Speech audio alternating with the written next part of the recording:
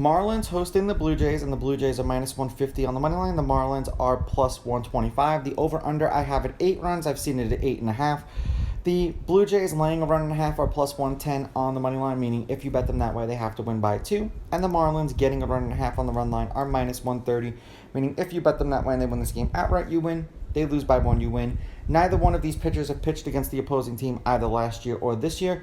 The Blue Jays are 8-2 in Berrios' last 10 starts. They've won his last 5 starts. He's averaging 6 1/3 innings pitched and 5.4 strikeouts per game in those games.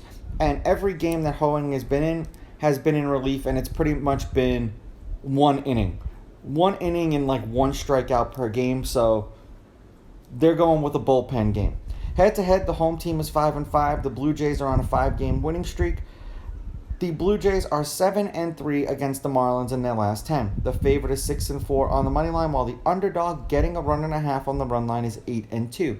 There have been 5 one-run games in their last 10 meetings. 2 in the last series that they played against each other. Mind you, that was back in 2021.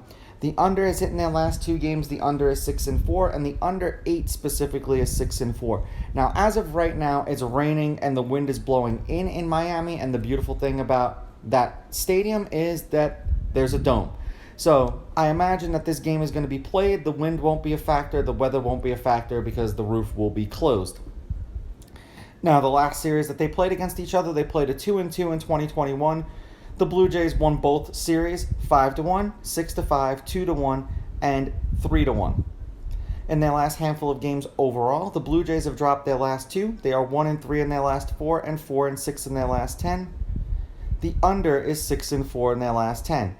6 runs, 3 runs, 6 runs, and 18 runs. 2 runs and a loss, 2 runs and a win, 2 runs and a loss, 7 runs in a loss. For the Marlins, they've won their last 4 games. They're 7-3 in their last 10. The under is hitting their last 2. And the under is 6-4 in their last 10. 5 runs, 11 runs, 7 runs, and 6 runs. 4 runs and a win, 6 runs and a win, 5 runs and a win, 4 runs and a win. Now, the Marlins just happen to play a team in the Nationals that they absolutely own for a 4-game series. And the Blue Jays own the Marlins the same way. Now, with Berrios on the mound, this is the only reason I'm going against the hot team is because the hotter pitcher is pitching. So I'm going to take the Blue Jays with the money line. I am going to take the Marlins getting the runs, and I'm going to go under in this game. These are just my picks. If you disagree, please go with your gut, and please bet responsibly.